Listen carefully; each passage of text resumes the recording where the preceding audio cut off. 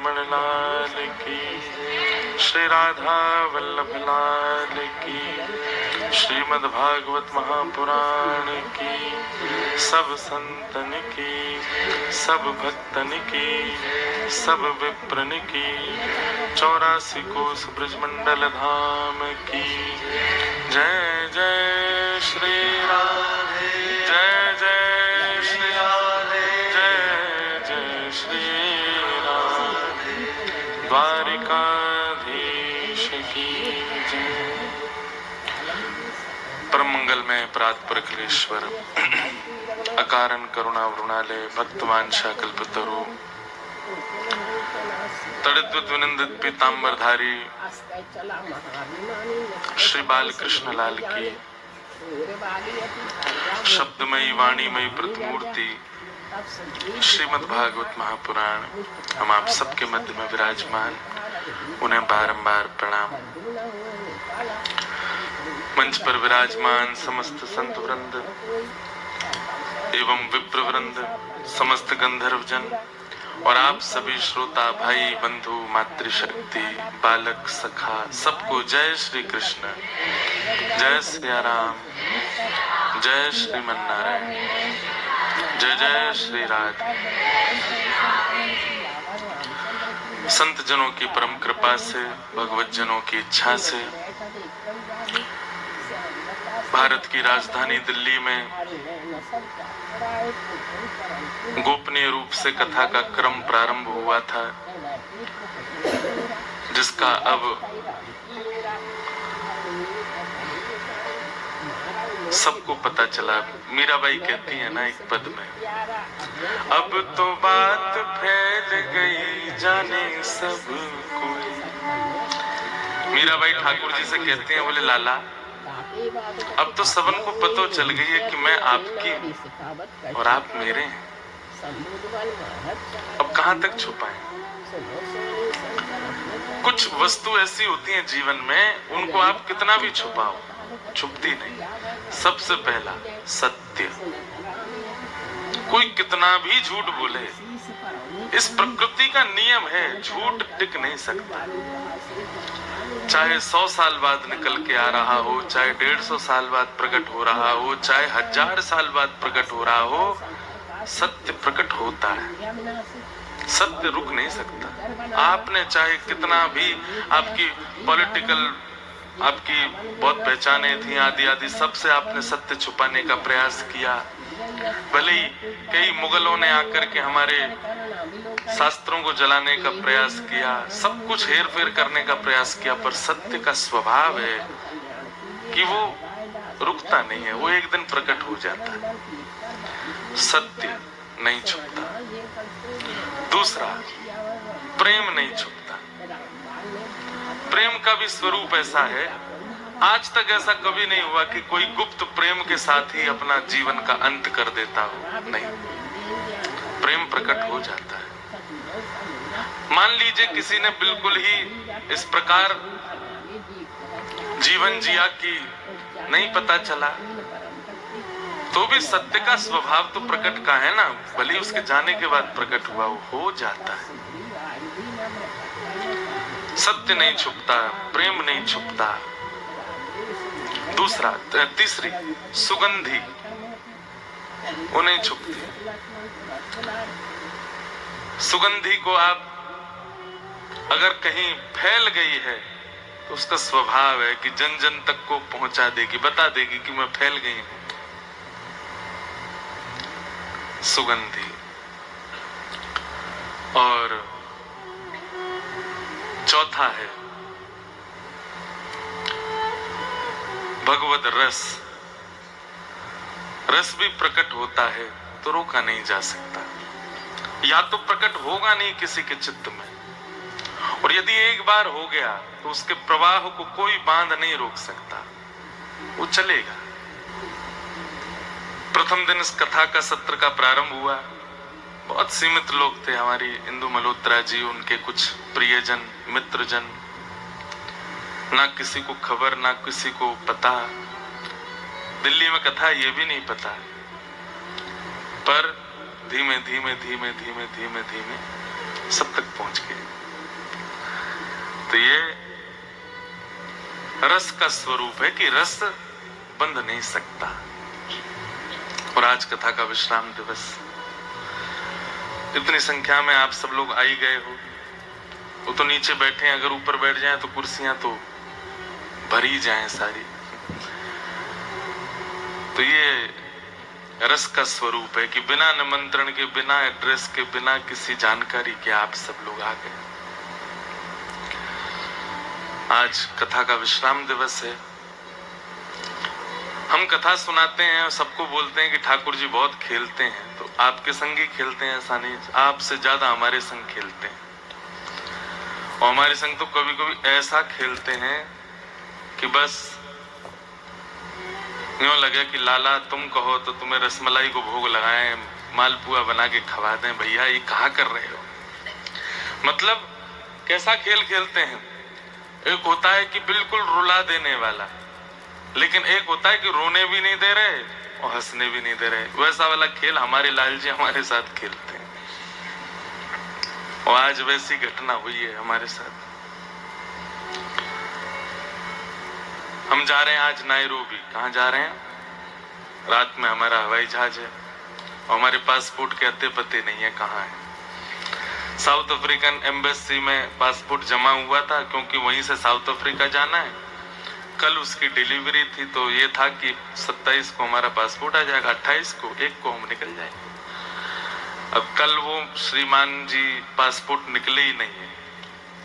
अब पूरी दुनिया ढूंढ रही है पासपोर्ट का। एम्बेसी वाले बोल रहे हमने भेज दिया, और जहां वो जाता है वो लोग कह रहे हैं यहाँ आया नहीं है। अब बीच के ऑफिस, आज शनिवार है, सब बंद है।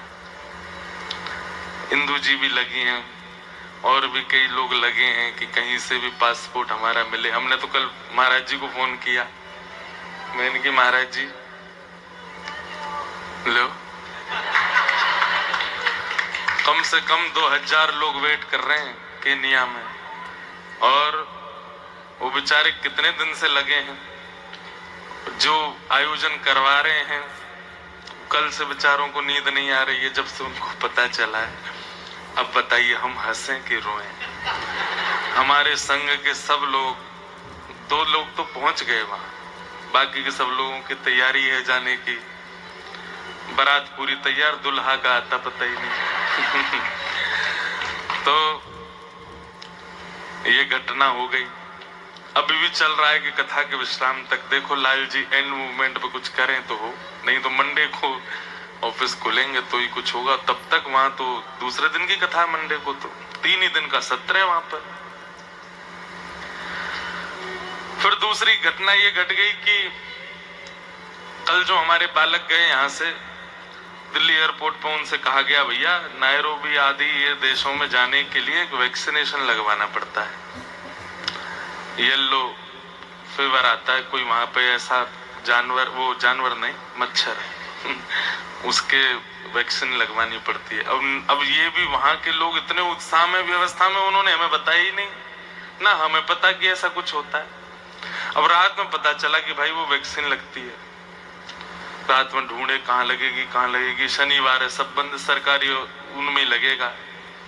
फिर जैसे तैसे सुबह से लगे तो एक जगह मिल गया, बोले यहाँ लगेगा। दौड़ के वहां गए, यहाँ से भी सबको लेके गए, चलो आओ। अब वहां जाकर के नई कहानी आई कि पहले आपको एक टीका लगा के चेक करेंगे बैठा के कि कोई एलर्जी तो नहीं है, तो लगाएंगे। मैंने भैया तू लगा दे यार, हमारे माँ सब कथा में सब। वो नहीं, हम रिस्क नहीं लेंगे, कहीं आपको कुछ हो गया तो।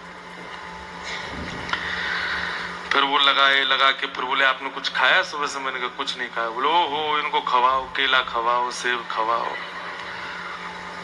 अब मेरा मन कहाँ लगे, मुझे लगे सब 10 बजे से बैठे होंगे, कैसे वहां करें हैं? 9 बजे से, अच्छा सॉरी भैया, 9 बजे से बैठे, चलो हमें दंड दे देना आप, और क्या। फिर वहां खाए सब, उसके बाद और भी कई सब हुए। फिर यहाँ पे वैक्सीन लगा दी। वैक्सीन लगाने के बाद फिर पीला पीला कागज दिया बोले देखिए वहां जाने में आपको दिक्कत नहीं थी, मैंने तो पहले बताते यार, हम चले ही जाते। बोले नहीं, वापस भारत नहीं आ पाओगे अगर ये नहीं होगा तो। मैंने कहा ठीक है। तो सब कर कर आके भागते दौड़ते भैया आए हैं। अभी भी डॉक्टर बोला कथा में बुखार लगे तो कुछ दवाई ले लेना, गला बैठ सकता है। मैंने कि भाई कल से तो कथा है मेरी, गला बैठ गया तो। अब ये सब सोच करके मैं लाल जी पे हंस भी रहा हूँ। मैंने कि वाह लाला तुम्हारी लीला। तो हमारे लाल जी ऐसे एंड मूवमेंट पे ऐसा डामाडोल कर देंगे पूरा माहौल। मैं कितनी बार अनुभव किया ऐसा, और विदेश यात्रा में तो विशेष रूप से। एक बार हम जा रहे थे कनाडा, तो मैंने कि लाल जी विदेशों में ज्यादा व्यवस्था तो हो नहीं पाती आपकी अच्छे से, आप एक काम करो, आप वृंदावन ही विराजो, मैं होके आता हूँ। महाराज जी ठाकुर जी से निवेदन किया, मैं पैकिंग करवे गयो। कनाडा से फोन आए जिनके यहाँ जा रहा था, बोले महाराज जी हमारी माता जी की तबीयत खराब हो गई है, वो आईसीयू में भर्ती हैं, हम अभी निकल रहे हैं भारत। तो मैंने कि अब? बोले कार्यक्रम रद्द है। मैंने कहा ठीक है। फिर हमारी एक बहन रहती है, मैंने कहा टिकट तो हो ही गई, हम आ रहे हैं, वहां चले जाएंगे। उनको फोन किया, मैंने कहा मैं वहीं आ रहा हूँ। बोले ठीक है आ जाओ। तो 1 घंटे बाद उनका फोन आया, बोले सुनो ऐसे ऐसे कुछ दिक्कत आ गई है और इन हम लोगों को कहीं और जाना पड़ रहा है आदि आदि, और अभी तो हम नहीं कर पाएंगे व्यवस्था। बहुत लोग हैं कनाडा में। फिर किसी और को किया, मैंने भाई टिकट बर्बाद जाएगी, आ ही रहे हैं। तीसरे को फोन किया, बोले हाँ महाराज जी बहुत खुश हो गया, बोले आ जाइए हमारे यहाँ आओ। फिर उसका फोन आया, बोले महाराज जी अभी अभी मेरी पत्नी आई है, उसको फायर कर दिया है उसकी जॉब से, और वो कह रही है मैं कैसे करूं। तुरंत दिमाग घूमा। मैंने कहा ये एक पैसेंजर नहीं जा रहा है, वही सब कर रहा है। फिर हम लाल जी के पास गए, मैंने भैया चलो सब व्यवस्था तुम्हारी बढ़िया करेंगे, चलो आप चलो संग में। तो जाकर के जब जैसे निवेदन किया, मैंने कहा सुबह पहुंचेंगे, वहां पहुंच के देखते हैं कहाँ जाना है। लाल जी को व्यवस्थित बोल दिया कि चलेंगे, आप चलिए साथ में। महाराज जी सुबह तक फिर फोन आ गए सबके, उनकी माताजी ठीक हो गई, वो जो फायर हो गई थी उनको दूसरी जॉब मिल गई, तीसरा को कुछ दिक्कत हुई थी वो भी सब स्वस्थ हो गए। मैंने कहा जय हो लाल जी। ऐसे हमारे लाल जी खेलते हैं। तो अब आज की इच्छा क्या है? अभी तो गर्दिश में सितारे हैं हमारे, पासपोर्ट मिल गया तो जाएंगे, नहीं तो जैसे आप लोग 2 घंटा वेट किए, वहां के लोग एक दिन इन्हीं लोगों को सुनेंगे, और क्या है। तो जैसा भी है सब लाल जी आनंद कराते हैं। आप सब लोगों को बहुत विलंब हो गया, आप सब बहुत देर से बैठे हैं, हम आप सबसे एक क्षमा प्रार्थी हैं। उसके लिए आप बिल्कुल भी निश्चिंत होकर के और हमें क्षमा कर दीजिएगा। कल ठाकुर जी का विवाह उत्सव हम लोगों ने श्रवण किया, रुक्मणी जी के साथ में हुआ। हम कुछ कुछ विषयों को प्रकाश डालते हुए कथा का क्रम विश्राम की ओर ले चलते हैं। भगवान का विवाह रुक्मणी जी के साथ में हुआ, और आज श्री राधा कृष्ण विवाह महोत्सव है। हमारी श्री जी का विवाह गर्ग संहिता आदि ग्रंथों के अनुसार ब्रजमंडल में आज संपन्न हुआ। ब्रह्मा जी ने आकर के विवाह संपन्न कराया। बंधुओं देखो, श्री जी अलग नहीं है ठाकुर जी से, वो एक ही स्वरूप है। जिस प्रकार यशोदा मैया और नंद बाबा अपने 3 जन्मों से तपस्या कर रहे थे कि भगवान हमको पुत्र रूप में मिले, ऐसे ही प्रश्नी सुतपा नाम के दंपति थे, उन्होंने भी भगवान की तपस्या की कि आप हमें पुत्र रूप में प्राप्त हो। तो प्रश्नी और सुतपा को भगवान ने कहा कि ठीक है, हम आपके यहाँ द्वापर में पुत्र बनकर के आएंगे। बहुत ध्यान से सुनिएगा। प्रश्नी और सुतपा ही द्वापर में देवकी और वसुदेव बने। ठाकुर जी ने उनको आश्वासन दिया था मैं तुम्हारे यहाँ पुत्र बन के आऊंगा। वहीं ब्रह्मा जी के ब्रह्मलोक में ब्रह्मा जी की निज सेवा में 2 दंपति थे, उन्होंने भी तपस्या की। तपस्या करके जैसे भगवान प्रकट हुए, बोले वरदान मांगो क्या चाहिए। बोले हम ब्रह्मलोक में रहते हैं ब्रह्मा जी के सानिध्य में, पर नाथ हमारी विशेष इच्छा है कि हम पृथ्वी पर जाएं और आप हमारे यहाँ बालक बन के आओ। भगवान बोले द्वापर में हम 2 लोगों को कमिट कर चुके हैं कि हम उनके यहाँ पुत्र बन के आएंगे, अब आपके यहाँ कैसे आए? बोले कुछ लीला करिए भगवान।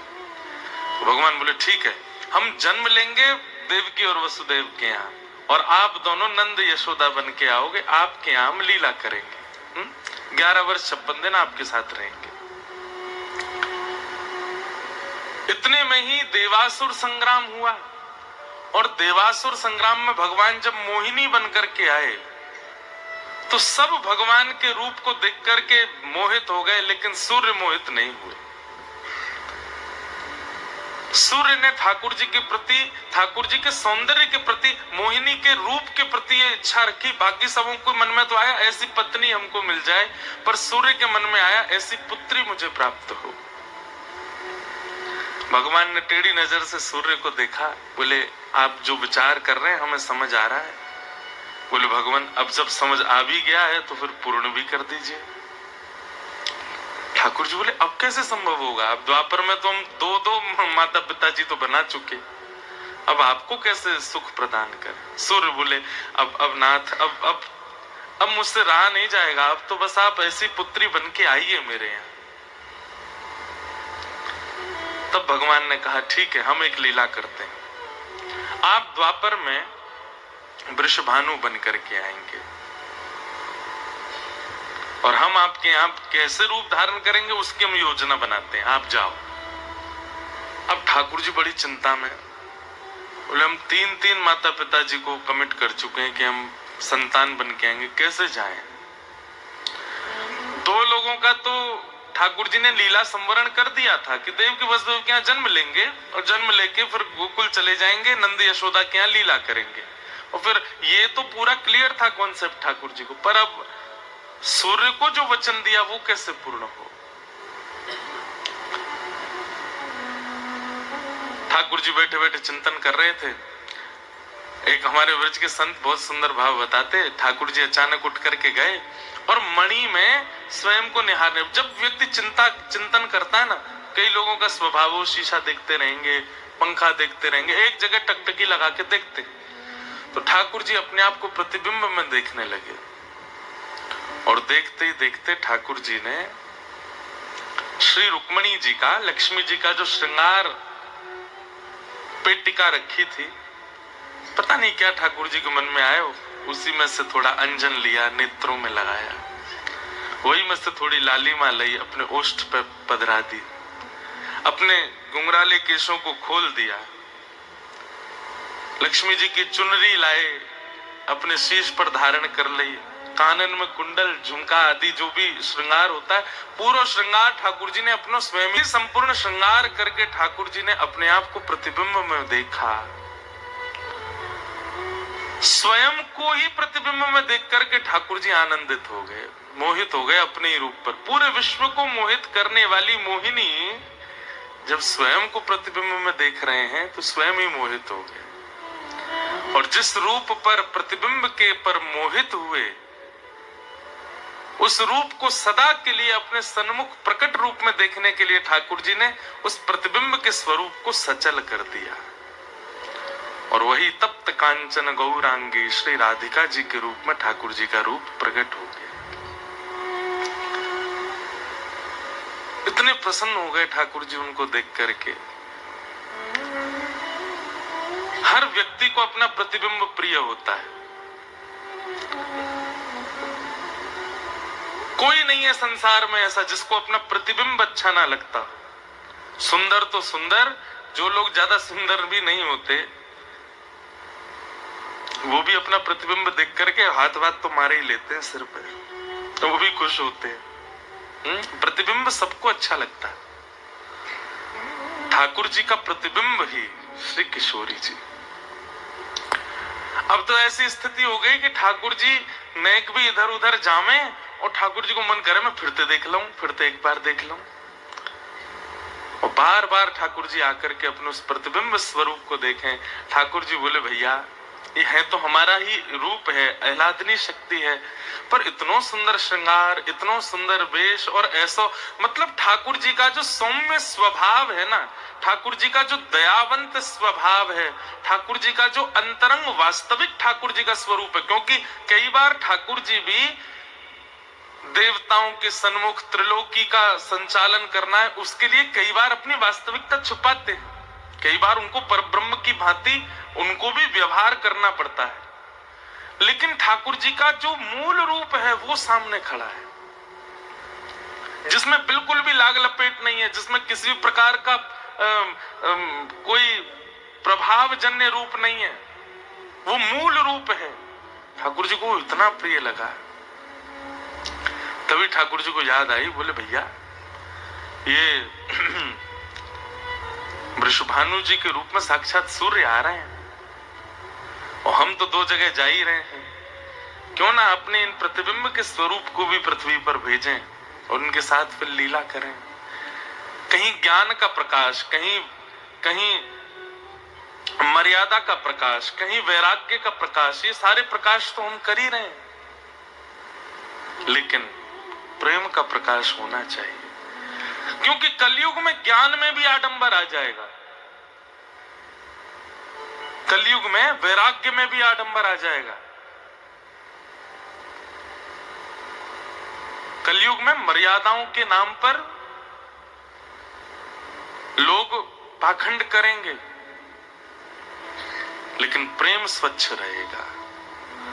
प्रेम कभी अस्वच्छ नहीं हो सकता, उस प्रेम को कलयुग के लिए प्रकट करना पड़ेगा। तभी ठाकुर जी ने अपने उसी स्वरूप को योजना बना दी, बोले अब आप वृषभानुजा बन करके आइए पृथ्वी पर, और हम यशोदानंदन बन के आएंगे। और वही हुआ, किशोरी जी ठाकुर जी का ही प्रतिबिंब स्वरूप वृषभानु जी के यहाँ प्रकट हुए, और ठाकुर जी नंद बाबा के यहाँ प्रकट हुए। किशोरी जी कौन है? ठाकुर जी का ही प्रतिबिंब है। अब दोनों पक्ष की बात है, किशोरी जी का प्रतिबिंब ठाकुर जी है, ठाकुर जी का प्रतिबिंब किशोरी जी है, और प्रतिबिंब भले ही सामने आकर के दो लगता हो, पर है एक ही। आपके सामने चार प्रतिबिंब रख दिए जाए, आप ही चार हो जाओगे। वैसी नाक, वैसे ही कान, वैसी आंख, उतना ही कद, उतना ही मोटापा, उतना ही सब कुछ, चार हो जाओगे। ठीक वैसे ही ठाकुर जी का प्रतिबिंब स्वरूप श्री किशोरी जी प्रकट हुई। सब लीलाएं हुई, लेकिन रसिकों के लिए वह लीलाएं हैं।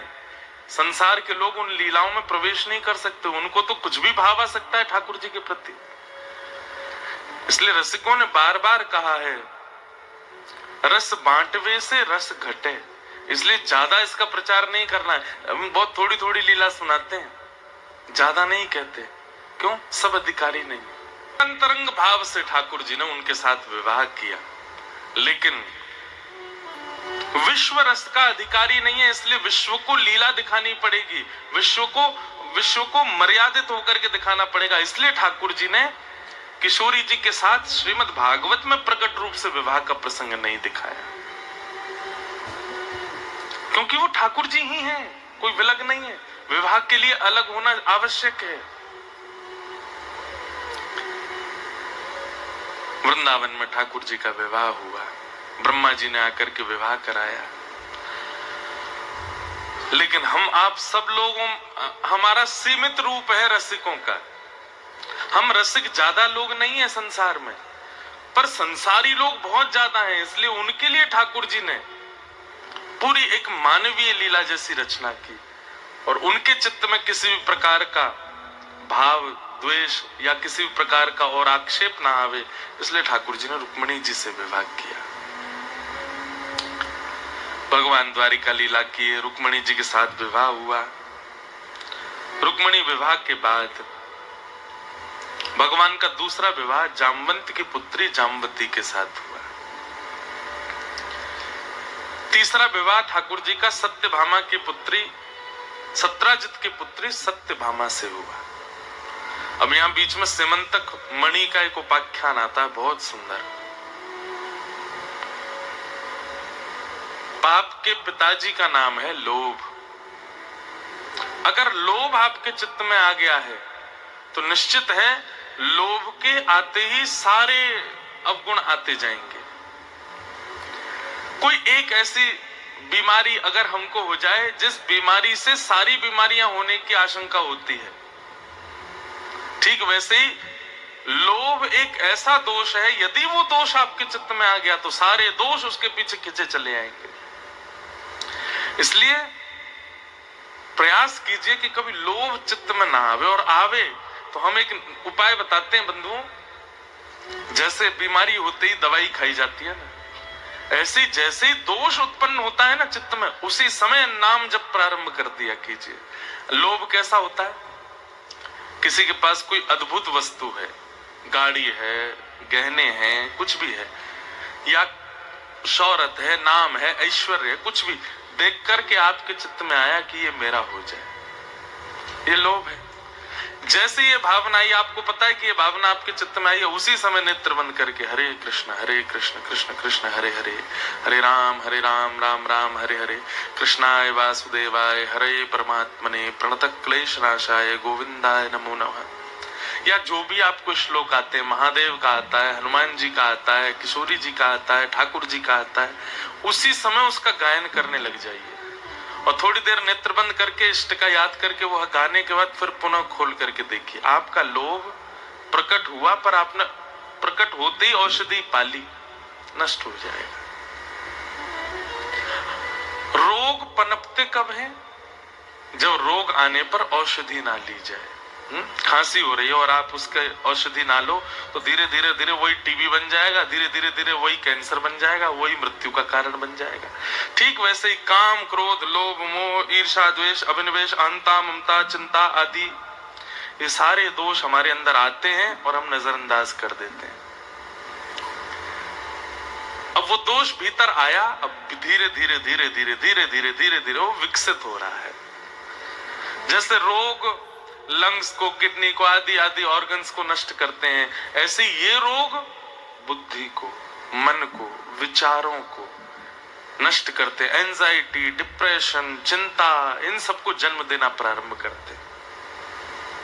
और इन रोगों की केवल एक दवाई है, हरेर नाम हरेर नाम हरेर नामैव केवलम कलौ नास्त्यैव नास्त्यैव नास्त्यैव गतिरन्यथ। कलयुग में और कोई औषधि नहीं है। लो वैक्सीन बता दी हमने, आप लगवा लो एक एक शॉट। इसलिए आज से एक नियम बनाइए, आप सुबह नाम जप करते हैं, आप रात्रि सोने से पहले नाम जप करते हैं, आप ब्रह्म मुहूर्त में नाम जप करते हैं, आप कॉलेज जाते हुए नाम जप करते हैं, ऑफिस जाते हुए नाम जप करते हैं। ये सब एक आपका नियम जो अब तक चला रहा, रखिए। पर अब नाम जप कब करना है? जैसे ही दोष का प्रादुर्भाव हो, तुरंत नाम जप करना है। लोभ से बचिए। अगर लोभ चित्त में आता है तो लोभ जब आता है ना तो इतना फर्क नहीं पड़ता, लेकिन आपको नहीं पता है कि वो कितना खतरनाक है। सिमंतक मणि का उपाख्यान इसी भाव से सुनाया गया। एक सत्राजित नाम का यादव रहता था द्वारिका में। उसके पास एक मणि थी, उस मणि का नाम था सिमंतक मणि। और ये सिमंतक मणि उसको सूर्य ने प्रदान की थी प्रसन्न होकर के। मणि का नियम था कि रोज 3, 4, 6 घंटे उसकी पूजा करो, तो उस मणि का ऐसा प्रभाव था कि कहीं से भी हजारों किलो सोना आपके घर आएगा। भगवान को जब ये बात पता चली तो ठाकुर जी बोले, एक व्यक्ति, इसकी एक बेटी, एक इसका भाई, ये छोटा सा परिवार इनका, कि हजारों किलो सोने का अकेले क्या करेंगे? कोई प्रयोग, अरे वो एक दिन में जितना सोना मिलता है उसका भी ये पूरे जीवन भरपाई कर दें तो भी ये उसको भोग नहीं पाएंगे। क्या फायदा? उसका कोई फायदा तो हो नहीं रहा है। अति में कुछ भी अच्छा नहीं है बंधु। हमारे गुरुदेव कहते हैं कि अति में ज्ञान भी अच्छा नहीं है। बहुत ज्यादा ज्ञान जिन लोगों को हो जाता है ना, वो सबको मूर्ख ही समझते हैं, वो किसी को आदमी नहीं समझते। बहुत ज्यादा एजुकेशन, हायर एजुकेशन या बहुत ज्यादा डिग्रीज जिनके पास में हो जाती हैं, बहुत ही जिन्होंने जीवन में कुछ हासिल कर लेते हैं ना, उनके पैर जमीन पर टिकते नहीं है, फिर वो किसी को कुछ नहीं समझते। फिर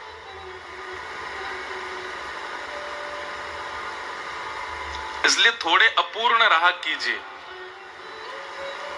घड़े में अपूर्णता होती है ना, तभी उसमें और भर सकता है। चलो एक और बात बताएं, गरम गिलास हो चाय का, दूध का, कोई भर के दे दे लबालब, आप पी ही नहीं पाओगे, क्योंकि भरा है। थोड़ा सा कम हो तो उसको लेने में सुविधा होती है। कुछ भी हो, जल हो आदि, पात्र यदि पूरा भरा है तो उसको आप सहजता से सेवन नहीं कर सकते। ऐसे ही व्यक्ति यदि बहुत ज्यादा ही चीजों से लबालब भरा पड़ा है, उसको सहजता से आप अपने जीवन में आश्रय नहीं दे सकते। इसलिए मैं ऐसा कहता हूं, कल भी मैं एक यूनिवर्सिटी में गया, वहां के सारे बच्चे, वहां भी मैंने कहा भाई देखो बहुत बढ़िया चल रहे हो तुम लोग, कोई दिक्कत नहीं है, एक नंबर काम चल रहा है आप लोगों का, डिमोटिवेट क्यों होना है? थोड़ा सा अपूर्ण रहा कीजिए। सब जानना, सब पहचानना, सब जरूरी नहीं होता है। और संसार में जीवन सबसे बड़ा गुरु है, हर दिन आपको कुछ ना कुछ सिखा देता है, और जितना सीख रहे हो ना अच्छा है। हाँ, अपने कर्तव्यों के निर्वहन के लिए, अपने कार्य की पूर्णता के लिए आपको सीखना चाहिए। पर कई लोग होते हैं उनका दिमाग कीड़ा बन जाता है, उनको सब पता होना चाहिए। उनको पॉलिटिक्स पूछ लो, उनको ये भी पता है, उनको व्यवहार पूछ लो, ये भी पता है, शादी ब्याह की पूछ लो, ये भी पता है, आध्यात्म पूछ लो, इसमें भी माहिर हैं। ऐसा व्यक्ति आप देखेंगे उसके आप बैठ नहीं पाओगे पास में। कई लोग ऐसे होते हैं, उनके बगल में बैठ जाओ तो ऐसा लगता है कि सारी एनर्जी खींच ली हो इन्होंने हमारी। मुझे तो बहुत ऐसा अनुभव होता है, मैं ज्यादा लोगों से मिलता हूं ना तो फिर मुझे बहुत कमजोरी लगने लगती है। इसलिए थोड़ा अपूर्ण रहिए, परिपूर्ण होना आवश्यक नहीं है।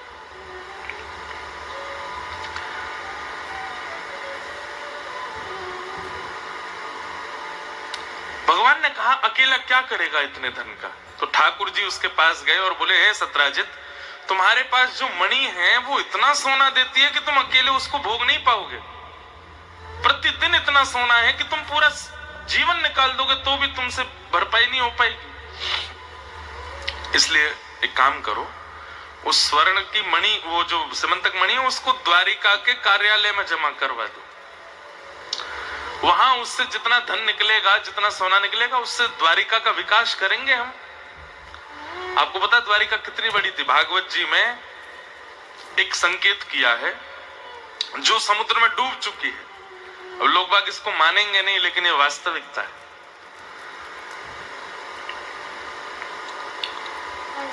यदुवंशियों के बालक जिन विद्यालयों में पढ़ते हैं, एक एक कक्षा में 30-30 बालक पढ़ता है। उन एक एक कक्षाओं को पढ़ाने वाले अध्यापक, एक कक्षा में एक अध्यापक और 30 बच्चे, तो अध्यापकों की संख्या लिखी है 30 करोड़ के लगभग। कितने?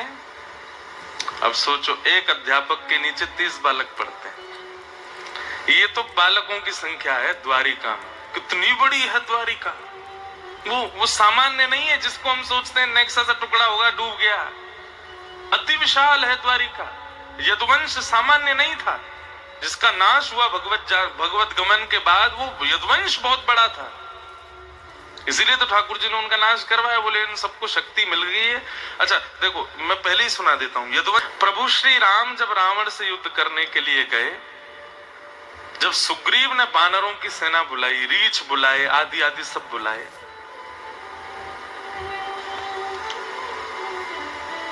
चाहे कितनी भी प्रचंड सेना आ जाए बानरों की, रावण के आगे कुछ नहीं। रावण इतना भयावह, इतना भयानक राक्षस था और उसकी सेना इतनी प्रबल थी कि उनसे कोई बानरों की सेना, मानवों की सेना लड़े तो समझा, बानरों की सेना। तो क्या हुआ था? भगवान श्री राम ने एक रात्रि में सब बानरों को देखा और जैसा बल भगवत तत्व में होता है, 6 गुण जिसमें उसको भगवान कहते हैं, ऐसे 6 गुणों से युक्त समस्त बानरों को कर दिया। मतलब प्रभु श्री राम के समान बलवान सारे बानर हो चुके थे राम रावण युद्ध में। और बानरों को यह बात पता थी कि हमारा बल नहीं है, राम जी ने दिया है। जब हनुमान जी जाते हैं लंका तो वो कहते हैं तब प्रताप रघुनाथ, ये मेरा प्रताप नहीं है, या हम बानरों में जो कोई भी युद्ध कर रहा है ये हमारा प्रताप नहीं है, राम जी ने ही हम सबको अपना बल दिया है।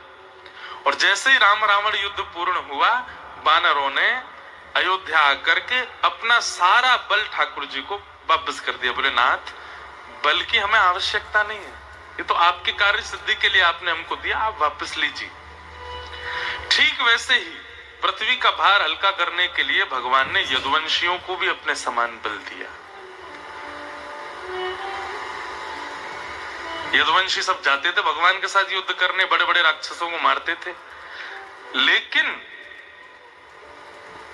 राक्षस वध हो गया, पृथ्वी का भार कम हो गया, यदुवंशियों को उस बल का गुमान होने लगा कि हम भगवान से कम है क्या। कोई कहता भैया हमारे घर में ब्याह है, द्वारिकाधीश आ जाएंगे, अरे उनसे क्या, हम आ जाएंगे, हमारी भी 4 भुजाएं, हमारे पास भी शंख चक्र गदा पद्म है, हमसे मांगो जो चाहिए देंगे हम, क्योंकि सब ठाकुर जी के समान बलवान हो चुके हैं। ये कारण था। ठाकुर जी बोले इनको बल दिया गया था कि पृथ्वी का भार हल्का करना, परंतु ये इस बल का दुरुपयोग कर रहे हैं। अगर मेरे जाने के बाद इन सबको नष्ट नहीं किया गया तो मैं पृथ्वी का भार हल्का करने आया था, मेरा परिवार ही भार बन जाएगा पृथ्वी पर। इसलिए ठाकुर जी ने संतों को शाप का कारण बना करके अपने परिवार को ही शाप लगवाया, पृथ्वी पर भार ना बने। अति सर्वत्र वर्जयेत, अति किसी की भी अच्छी नहीं होती। तो भगवान ने सिमंतक मणि का मांग की, परंतु सत्राजित यादव ने कहा मेरी मणि मैं किसी को नहीं दूंगा, ये मेरे पास ही रहेगी। भगवान बोले एक बारी मांगना चाहिए, दोबारा नहीं कहना चाहिए। ठाकुर जी वहां से चले गए। अब हुआ ऐसा कि सत्राजित का भाई प्रसेन मणि पहन करके निकल गया नगर में दिखाने के लिए, देखो हमारे पास कैसी मणि। नगर भ्रमण करते हुए जंगल में गया तो एक शेर ने उसको मार दिया, मणि लेकर के शेर चला गया। भालू ने आगे शेर को मार दिया, मणि लेके भालू चला गया। और आरोप लग गया द्वारिकाधीश पर। किसी को पता नहीं है कि प्रसेन को शेर ने मारा है, पर प्रसेन 5 दिन से लापता है। तो सत्राजित बोला मेरे भाई मणि पहन करके गया था, मुझे ऐसा लगता है द्वारिकाधीश कृष्ण ने मणि इच्छा प्रकट की थी, उन्होंने ही चुरा ली है और मेरे भाई को बंदी बना लिया। भगवान पर आरोप लगा।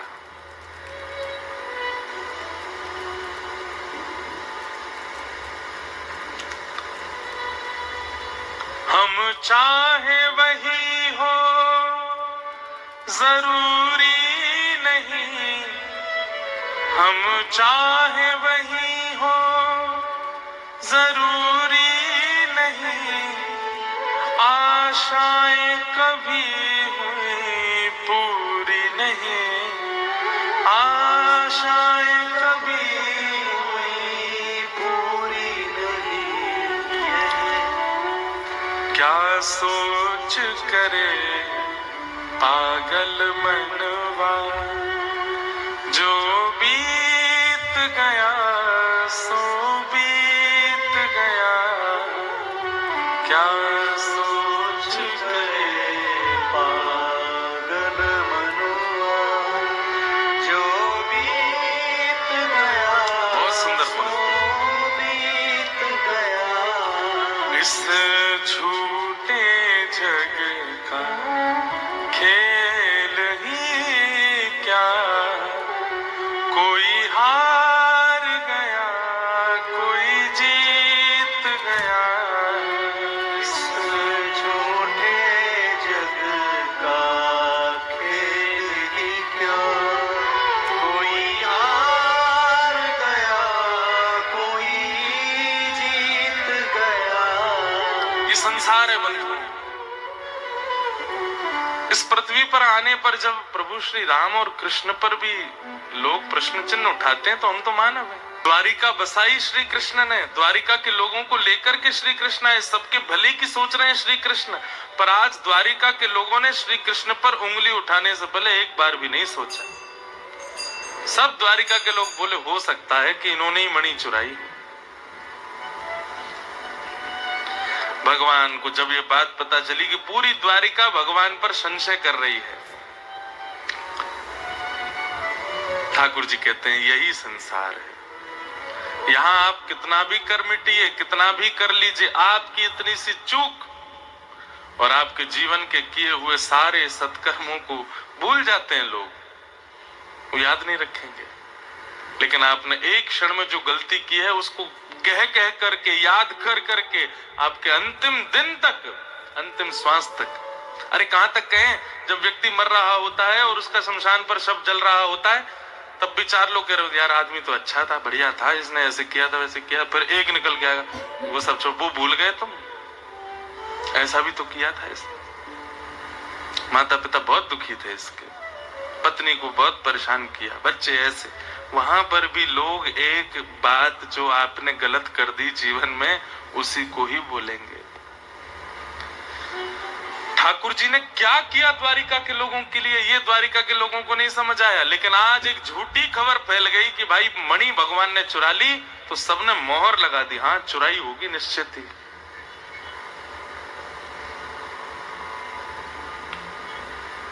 ठाकुर जी बोले कोई बात नहीं। अब देखो आज की जो कथा है ना वो गृहस्थाश्रमियों वाली कथा है, आप सबको सुननी चाहिए। ठाकुर जी बोले सत्य व्यक्ति को एक नियम का पालन करना चाहिए, अगर उस पर असत्य आक्षेप लगाया जा रहा है तो मौन रहे, बहुत ज्यादा सफाइयां ना दे। सत्य का स्वभाव है वो प्रकट हो ही जाएगा। ठाकुर जी बोले मुझे किसी को सफाई नहीं देनी है कि मैंने मणि नहीं चुराई है या प्रसेन को मैंने बंदी नहीं बनाया है, जब हमने किया ही नहीं तो हम सफाई क्यों दें। लेकिन ये आक्षेप लगा है तो इसकी जांच होनी चाहिए। और ठाकुर जी अपनी सेना लेकर के निकल पड़े आधी रात में, ढिंडोरा नहीं पीट रहे हैं, किसी को खबर नहीं है, ठाकुर जी सेना लेके निकल पड़े ढूंढने कहां है प्रसेन। और ढूंढते ढूंढते जंगल में गए तो प्रसेन मरा हुआ मिला।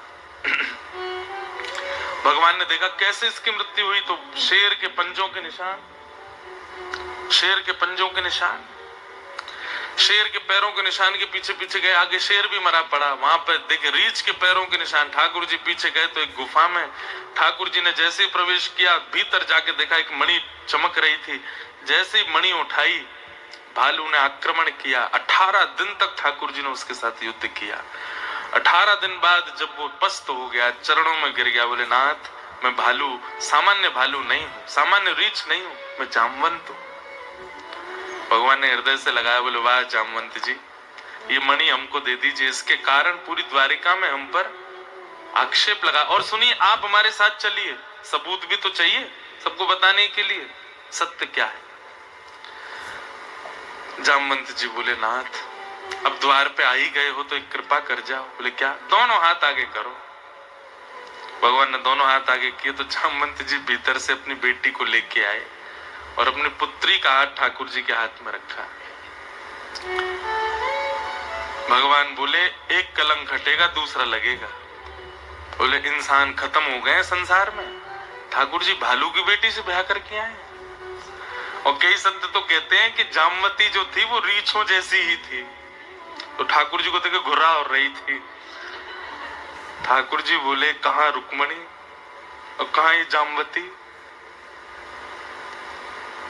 थोड़ी हम पे दया कर लो जामवंत जी, ऐसा मत करो। बोले देखिए ये मर्यादा वर्यादाएं इंसानों से ब्याह करना आदि ये सब आपका राम युग में था, अब आप लीला पुरुषोत्तम हो, कृपा करके मेरी पुत्री को स्वीकार कीजिए। और भगवान ने जामवंत जी की पुत्री जामवती को स्वीकार किया। दूसरा विवाह ठाकुर जी का जामवती के साथ हुआ। द्वारिका आकर के ठाकुर जी ने मणि दिखाई और सब प्रस्तावित हो गया कि भाई मणि ठाकुर जी पर नहीं थी। द्वारिका के लोग रोने लगे, भगवान हमको क्षमा कर दो, हमने बहुत बड़ा अपराध कर दिया, आप पर आक्षेप लगाया। भगवान बोले कोई बात नहीं। अब आक्षेप उल्टा हो गया, जिसने खबर फैलाई थी कि भगवान ने मणि चुराई, अब लोग उसको ही गाली देने लगे। संसार भी वास्तव में बड़ा विचित्र है, नारेबाजी वाले लोग हैं हम, जहां की तरफ पल्ला भारी वहीं का नारा भारी। अब सब उसको गाली देने लगे, तेने हमारे भगवान के ऊपर आक्षेप लगाया, एक बार भी नहीं सोचा, तुमने इतना बड़ा वो कर दिया, आदि आदि सब उसको डांटने लगे। सत्राजित बोला मेरा तो निकलना दुष्कर हो गया, क्या करूं, द्वारिका के लोग मुझे मारने डोल रहे हैं। तो उसने सोचा अगर मेरी बेटी का ब्याह भगवान कृष्ण से हो जाए और ये मेरे संबंधी हो जाए तो अब देखो विवाह प्रमुख नहीं है, नाम बचना चाहिए हमारा। जबकि सत्राजित की बेटी जो सत्यभामा थी वो पहले से ही ठाकुर जी से ब्याह करना चाहती थी, तो सत्राजित कहता था तेरा ब्याह ऐरे गहरे से नहीं करूंगा मैं, तेरा ब्याह तो एक सत धनवा नाम का व्यक्ति था। अब देखो भागवत जी में इतने पात्र हैं, लिखते लिखते डायरियां बढ़ जाती हैं और सब याद और रखने पड़ते हैं। सत धनवा से सत्यभामा की पहले सगाई हो चुकी थी, शादी होने वाली थी, और उस बीच में पिताजी क्या कह रहे हैं, अब सत धनवा से नहीं, अब तो कृष्ण से ही ब्याह होगा तुम्हारा, क्योंकि मेरा नाम बच जाएगा। का ब्याह भगवान के सामने रखा, ठाकुर जी बोले वो तो पहले से ही चाहती थी ब्याह करना, आप ही नहीं करा रहे थे, लाओ करा तो। ठाकुर जी तैयार बैठे, और तीसरा ब्याह भगवान का सत्यभामा के साथ हुआ। एक बढ़िया से पात्र में सजा करके रेशमी कपड़ा में मणि लेके आया सत्राजित, बोले नाथ ये दहेज है। भगवान बोले इसको ले जाओ मेरे से दूर, ये नहीं चाहिए मुझे, इसको मत लाना मेरे पास, हम पुत्री आ गई आपकी बहुत है, बस ये नहीं चाहिए। बंधु दहेज क्या है पता है आपको? पिता की दो संपत्ति होती है, चल और अचल। पिता की अचल संपत्ति पर अधिकार होता है पुत्र का, लेकिन अधिकार नहीं होता, पिता चाहे तो अधिकार होता है। जैसे प्रॉपर्टीज हो गई, घर हो गया, ये पुत्र के नाम जाता है, और पिता की जो चल संपत्ति है इस पर अधिकार होता है पुत्री का। लेकिन इन दोनों के विभाजन में पिता की इच्छा प्रधान है, वो क्या देना चाहता है, कितना। पुत्र पुत्री नहीं कह सकते लड़के हमें दो। दहेज प्रथा बुरी नहीं है, लेकिन उसको बुरा बना दिया है। क्यों? क्योंकि तीसरी पार्टी बोलती है कि हमें ये चाहिए, उनका तो अधिकार ही नहीं है कुछ बोलने का। दहेज प्रथा में ये था कि पिता अपनी पुत्री को दूसरे घर भेज रहा है, विवाह कर रहा है, तो अपनी पुत्री के सुख के लिए पिता ही विचार करता था, मैं इसको ये दूं बधाई के रूप में, चल संपत्ति। पर अब ये बिगड़ कब से गया? जब से डिमांडिंग हो गई। भगवान ने दहेज लेने से मना कर दिया। अब एक नई घटना घट गई। क्या? सत धनवा जिससे सगाई हो गई थी सत्यभामा की, उसको पता चला कि मेरा ब्याह तो टूट गया, मेरी मंगेतर से तो ब्याह कर लिया कृष्ण ने। तो उसने ये जांच नहीं करवाई क्या हुआ क्या नहीं हुआ, उसने जांच क्या करवाई, मणि कहाँ है ये बताओ, उसी के लिए तुम ब्याह कर रहे थे। बोले मणि दी गई कृष्ण को दहेज में, लेकिन उन्होंने ली नहीं है, तुम्हारे जो एक्स ससुर जी थे उन्हीं के पास है। तो सत धनवा ने रात में मुंह पर कपड़ा वपड़ा बांध करके तलवार वलवार लेकर छुप छुपा के चोरों के भांति अपने पूर्व ससुराल पहुंचा और सोते हुए सत्राजित का वध कर दिया, और वध करके मणि चुरा के वहां से भाग गया। अगले दिन प्रातःकाल का समय भगवान स्वधर्मा सभा में बैठे थे, तभी देखा कि नई अभी ब्याह हुआ है, सत्यभामा रोती हुई आई। ठाकुर जी बोले क्या हो गया? बोले पिताजी को मार दिया सतधनवा ने। तो ऐसा वर्णन करते हैं ठाकुर जी, इतना रोए, मेरे ससुर जी मुझसे बहुत प्यार करते थे, चले गए बेचारे। इतना रोए कि सत्यभामा के मन में आया, मुझे पता है आप बहुत प्रेम करते हो मेरे पिता। हाँ देवी, मैं क्या बताऊं, मुझे वसुदेव जी से भी ज्यादा प्रिय थे वो। ठाकुर जी तो चाह रहे थे कि इसकी नजर में हम बढ़िया बने रहें, अच्छा, भगवान अपनी पत्नियों में केवल एक से डरते हैं, सत्यभामा से। बहुत प्रसंग ऐसे आए उससे बहुत डरते हैं ठाकुर जी। तो भगवान तो इसलिए रो रहे थे कि बेचारी को लगे कि मैं बहुत प्रेम करता हूं, लेकिन सत्यभामा बड़ी चतुर बोली, आप रोइए मत, मेरे और आपके आंख के आंसू तभी पूछेंगे, मेरे पिता की मृत्यु का बदला आप ही लोगे, जाओ जाओ।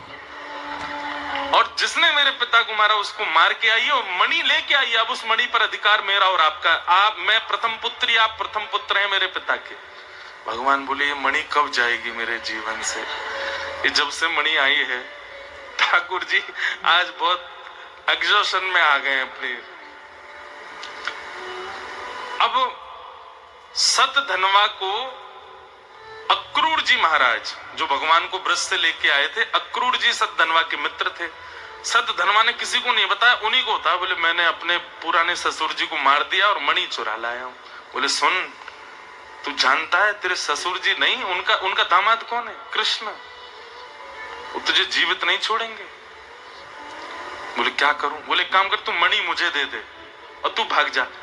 अगर तू पकड़ा भी गया, मणि तेरे पास नहीं मिली, तो कम से कम जीवित तो रहेगा। वो मणि दे दी अक्रूर जी को, वो भागा। भगवान ने उसका पता कराया, पता करके उसको ढूंढा, ढूंढ करके जैसे ही उसका जांच करी, नहीं मिली, तो ठाकुर जी को तो क्रोध था, मार दिया उसको, लेकिन मणि नहीं मिली। सब जगह उसका घर आदि सब छान लिया, कहीं मणि नहीं मिली। ठाकुर जी खाली हाथ लौट करके आ गए द्वारिका। द्वारिका जैसी आए, द्वार पे ही खड़ी थी सत्यभामा। आपने मारा मेरे पिता के हत्यारे को? भगवान बोले, हाँ, हमने मार दिया, प्रजा ने सबूत दे दिया, हाँ, मार के आए हैं। अच्छा, लाइए मणि दे दीजिए, मैं रख दूं उसको तिजोरी में। ठाकुर जी बोले, वही बात थी देवी, बताना चाह रहा था, मणि नहीं मिली उसके पास। तो कहां गई मणि? बोले, पता नहीं, मैंने तो बहुत सब उसके जो भी ठिकाने थे सब जगह देख लिया, मणि नहीं थी उसके पास। सत्यभामा के नेत्र बंद हो गए और नेत्र बंद करके सत्यभामा भी मन में सोचने लगी, मणि पर नजर तो इनकी पहले से थी, हो सकता है इन्होंने कहीं छुपा ली हो ताकि मैं ना अपना अधिकार मांगूं। और कहीं रुक्मणी आदि भी तो है ना पटरानियां, सबकी भरपाई करनी है इनको। ये बहुत चतुर हैं। ऐसा ऐसा ठाकुर जी के लिए सोचने लगी। ठाकुर जी तो अंतर्यामी हैं। भगवान बोले, भैया संसार के लोग सावधान हो जाओ, सगी पत्नी भी आप पर संशय कर सकती है, ये संसार का नियम। और 1 वर्ष तक सत्यभामा ने भगवान से बात नहीं की। ठाकुर जी जाते थे सत्यभामा के पास तो बस बैठती उठती, कुछ चर्चा नहीं करती। उसके मन में था कि इन्होंने मणि रख ली है। लेकिन ठाकुर जी भी बड़े चिंतित थे, अब क्या करें, नहीं समझ रहा, अब कहां तक हम सबूत देते रहे कि हमने नहीं किया कुछ भी। एक दिन की बात, एक ब्राह्मण आया द्वारिका, उसकी 5 उंगलियों में सोने की अंगूठी, जे मोटे मोटे महाराज कड़ूला, कमर में करदनी, सोने का ही जनेऊ और गले में मालाएं पहन करके खूब सारा स्वर्ण लटकाए ब्राह्मण आया। ठाकुर जी तो ब्राह्मणों का सत्कार करते। भगवान बोला, आइए आइए आइए, वाह वाह वाह भैया, इतना सोना पहन, ब्राह्मण इतना सोना पहन के घूमता नहीं है, आप घूम रहे हैं। कौन दानदाता है? अरे महाराज, आपके काका जी अक्रूर जी, वे रोज ब्राह्मण भोज कराते हैं और सोने की थाली, सोने की कटोरी, सोने के चम्मच, सोने के गिलास, उसी में प्रसाद पवाते हैं और फिर कहते हैं दक्षिणा में थाली वाली सब ले जाओ साथ में। और महाराज हर दिन नए नए ब्राह्मणों को कराते हैं। बोले, अक्रूर जी का कौन सा व्यापार चालू हुआ, इतना धन? ठाकुर जी ने पत्र लिखा, प्रिय काका अक्रूर, हमें पता है सिमंतक मणि की कृपा बहुत हो रही है आप पर, लेकिन हमको मणि वापस नहीं चाहिए, क्योंकि उस मणि का आप दुरुपयोग नहीं कर रहे हो। असहाय बालिकाओं की ब्याह कर रहे हो, ब्राह्मणों का सम्मान कर रहे हो, गौशालाओं में सेवा कर रहे हो, बालकों की शिक्षा दीक्षा की तैयार, धन का सदुपयोग कर रहे थे अक्रूर जी। हम बस इतना चाहते हैं, आप मणि लेके द्वारिका आके एक बार सबको बता दीजिए कि मणि आपके पास है। तब अक्रूर जी आए। भगवान ने पूरी सभा बैठा रखी थी, सारी पत्नियां बैठी थी भगवान की, अभी तक 3 ब्याह हो गए ठाकुर जी के। वो सबके सामने अक्रूर जी ने मणि दिखा करके पूरा विवरण दिया। अब सत्यभामा को खेद हुआ, ठाकुर जी से बोली मुझे क्षमा कर दो। भगवान बोले कोई दिक्कत नहीं, ये संसार का नियम है। यहां अत्यंत घनिष्ठ व्यक्ति भी कभी कभी आपको कुदृष्टि से देखेगा। इसलिए भैया, बिन गोपाल को नहीं अपनो। किसको अपना मान रहे हो आप? एक गलती जानबूझ के मत करिए, बस ऐसे देखने के लिए संग वाले का रिएक्शन क्या करके देख लीजिए, आपको पता चल जाएगा कितने आपके अपने। पर आप चाहे करोड़पति बन जाओ, चाहे रोड पर आ जाओ, आपके सेवा के ठाकुर जी आपसे कभी दूर नहीं होंगे, वो हमेशा आपके संग रहेंगे। आपके हृदय के ठाकुर जी वो आपसे कभी दूर नहीं होंगे। आप चाहे कितने भी प्रसिद्ध हो जाओ, चाहे कितने भी आप विचित्र हो जाओ, आपके ठाकुर जी अगर एक बार आपको पकड़ेंगे वो कभी नहीं छोड़ सकते। वही हमारे। मुझे पता है आज आप सब लोग कथा सुन रहे हैं, इतने युवा लोग कथा सुनते हैं। भगवान ना करे सब बढ़िया ही चले, लेकिन कभी कोई अगर गलती हो गई भविष्य में तो जितने कथा सुनने वाले यही कभी कभी उंगली भी उठाएंगे। अच्छा यही, हाँ हमको तो लगता ही था। कथा में 10 बजे 11 बजे का टाइम देके 1:30 बजे आते थे इनके, तभी से हमको आश्रय पता चल गए थे। लोग बाग संसार है, इसलिए किसी से आशा मत रखिए। कोई बहुत बड़ा व्यक्ति आपसे सहर्ष मिल गया हो तो भी ये समझना ये भी ठाकुर जी की लीला है, और किसी दिन वो आपको ब्लॉक करके चला जाए तो भी समझना ठाकुर जी की लीला है। सब ठाकुर जी की लीला है। पर देखो ठाकुर जी के पास ना ब्लॉकिंग सिस्टम है ही नहीं। ठाकुर जी ब्लॉक नहीं करना जानते, वो सोशल मीडिया पे ही नहीं है। वो आपको कहाँ ब्लॉक करेंगे? ना उनका व्हाट्सएप नंबर है, ना उनके पास फोन नंबर है। सीधा डायरेक्ट कनेक्शन है, जाओ वृंदावन जाके मिल लो। आज नहीं मिले कल मिल लो, कल नहीं मिले परसों मिल लो। संसार के लोग तो ऐसे ब्लॉक करने के बाद 6-6 साल मिल नहीं सकते आपको, पता ही नहीं, नंबर चेंज कर लिया, जियो की सिम लिया है, दूसरे फोन में रखते हैं। ठाकुर जी का ऐसा कोई सिस्टम ही नहीं है, जब चाहो मिल लेंगे आपसे, क्योंकि वो किसी को भी ब्लॉक नहीं करते। ऐसे हमारे प्यारे ठाकुर जी हैं, उन्हें हम बारंबार प्रणाम करते हैं, बारंबार वंदन करते हैं। श्याम सुंदर सदा हमको प्यारे रहे, हम उन्हीं के रहे, वो हमारे रहे।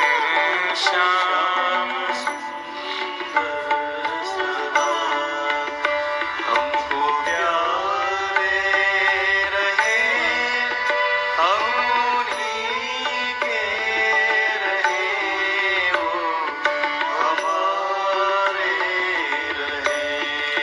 जिस डगर से मुरलिया की धुन आएगी, जिस डगर से मुरलिया की धुन आएगी, उस डगर पे उमरिया ये कट जाएगी, उस डगर पे उमरिया ये कट जाएगी, उस डगर पे उमरिया ये कट जाएगी, उस डगर पे उमरिया ये कट जाएगी।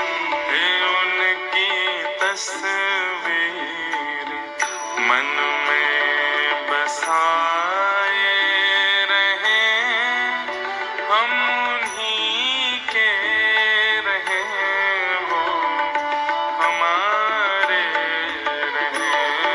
श्याम सुंदर सदा हमको प्यारे रहे, हम उन्हीं के रहे, वो हमारे रहे। श्री राधा रमण लाल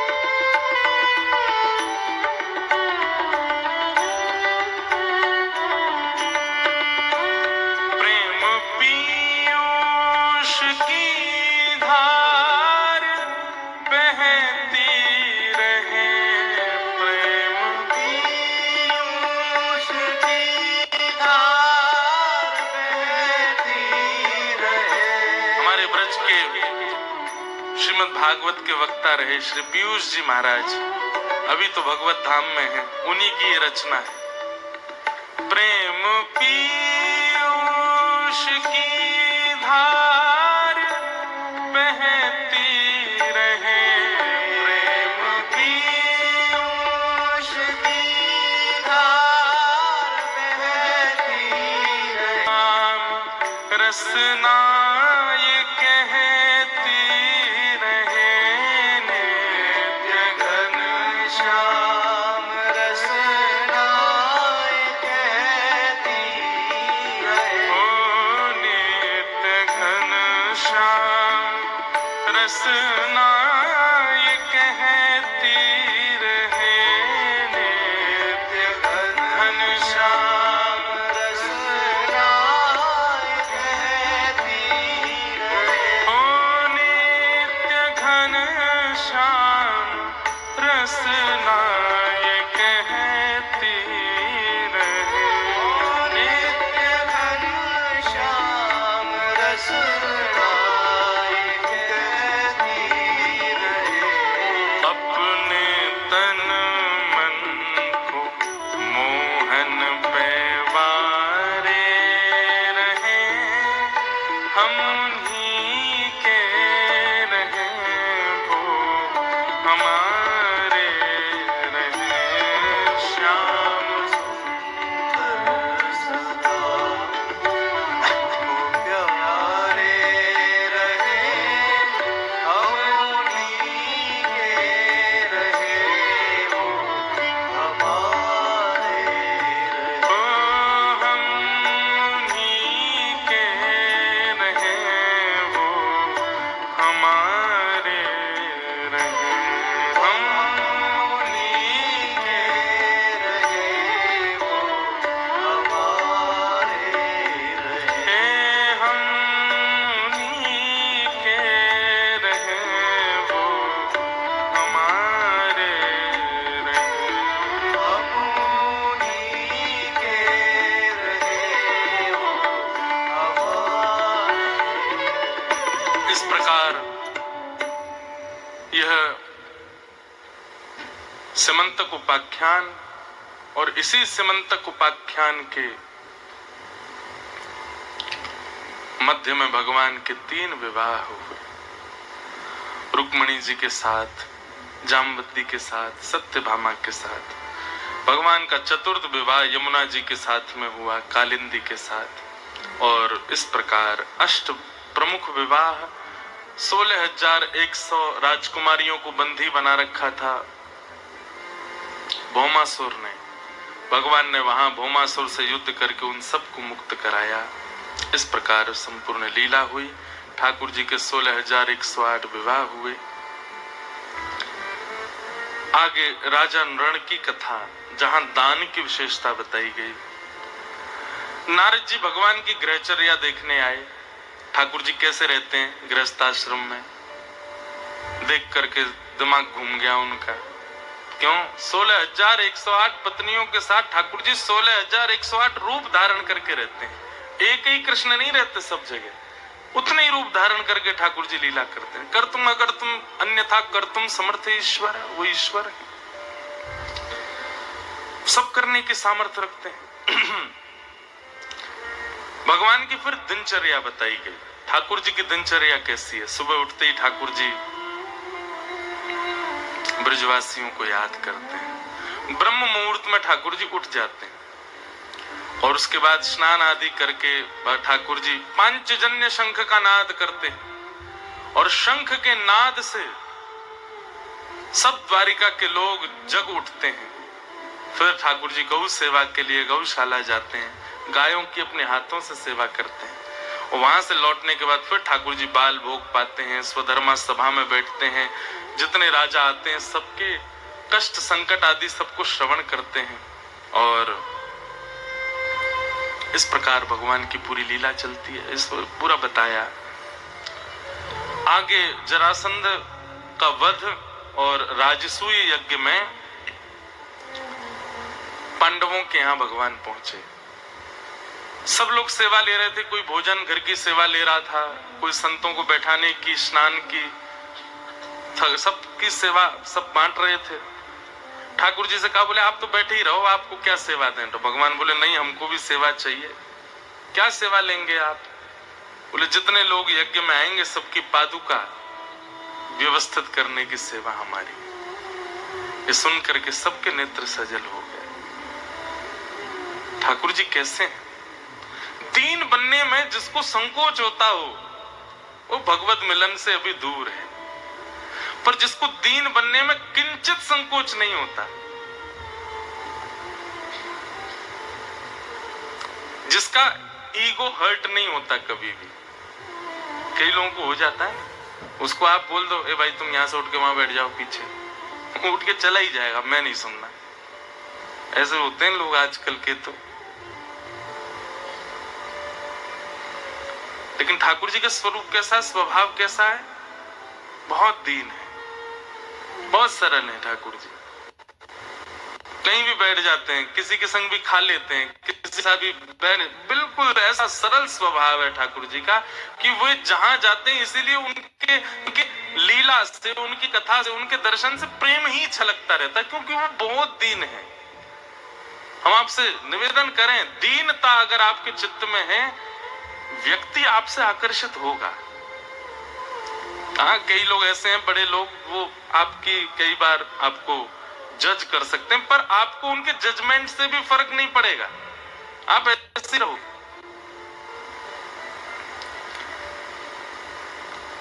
दीन ठाकुर जी बोले हम सबके चरण पादुका संभालेंगे, ये सेवा दो। और जितने लोग यज्ञ में आए, जैसे अपनी पादुका उतारते, तभी देखते श्याम वर्ण के हस्त कमल वो पादुका ले रहे हैं। नजर उठा के देखते ठाकुर जी, पूरे यज्ञ से ज्यादा भीड़ तो बाहर चप्पल स्टैंड पे ही लगी थी, सब ठाकुर जी को देख रहे।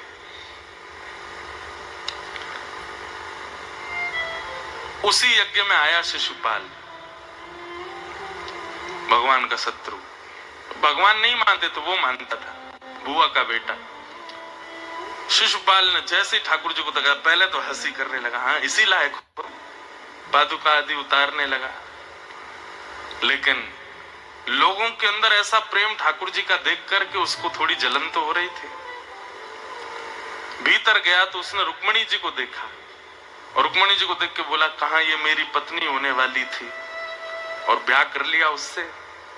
फिर उसके बगल में देखा प्रद्युम्न को, ये कौन है? बोल भगवान का पुत्र, मेरा होता, मुझसे ब्याह हुआ होता। तो उसके बगल में बैठा अनिरुद्ध, भगवान का पौत्र। अच्छा पता है, भगवान के पौत्र की आयु 25 साल, भगवान के पुत्र की आयु 50 साल, और स्वयं दादाजी की आयु 16 साल। दादाजी 16 साल के, बेटा 50 साल का, नाती 25 साल का। ठाकुर जी 16 साल के ही रहते हैं, उससे ऊपर उनकी आयु नहीं जाती। आयु के अनुसार देखो तो ठाकुर जी 100 वर्ष से ऊपर के हैं, लेकिन रेशे नहीं आए उनके, मुखमंडल अभी भी 16 वर्ष के बालक के समान है। मतलब ठाकुर जी की आयु जहां से विकार उत्पन्न होने पर होते हैं मानव में, वहीं तक रहते हैं ठाकुर, उससे ऊपर नहीं जाते, वैसे ही रहते हैं। पूरे परिवार को देखकर के शिशुपाल को क्रोध आया, गालियां देने लगा। 100 गालियों की छूट थी उसको, आज 101 गालियां जैसे ही दी, सुदर्शन चक्र भगवान का अपने आप आया, उसका सर धड़ से अलग कर दिया। इस प्रकार भगवान ने जरासंध का उद्धार किया। तत्पश्चात भगवान के मित्र सुदामा जी का चरित्र आया। मित्र नहीं, सखा। आप लोग कहेंगे मित्र सखा में क्या अंतर है? जो कभी कभी मिले, काम पड़ने पर मिले, जरूरत मिलने पर आपको याद करे, वो मित्र है। यदा कदा मिलती यासा मित्र। और सखा, वो संग ही खावे, संग ही रहवे, संग ही डोले, एक एक क्षण साथ ही रहे। इसीलिए माँ सखा हो सकती है, पिता सखा हो सकते हैं, भाई बंधु सखा हो सकते हैं, गुरु सखा हो सकते हैं, सखा सब हो सकते हैं, पर मित्र नहीं। मित्र तो स्वार्थी होता है। हम लोग मित्र बनाते हैं, सखा नहीं। और ठाकुर जी मित्र नहीं बनते, ठाकुर जी सखा बनते। इसलिए नवदा भक्ति में भी श्रवणम कीर्तनम विष्णु स्मरणम पाद सेवनम अर्चनम वंदनम दास्यम सख्य आत्मनिवेदनम। 9 भक्ति में 8वीं भक्ति का नाम क्या है? सख्य, मित्रता नहीं। तो ठाकुर जी के कौन है? सखा, सुदामा। कृष्ण से आसीत सखा कश्चित ब्राह्मणो ब्रह्मवित्तम विरक्त इंद्रियार्थेषु प्रशांतात्मा जितेंद्रिय। सुदामा जी भगवान के सखा हैं।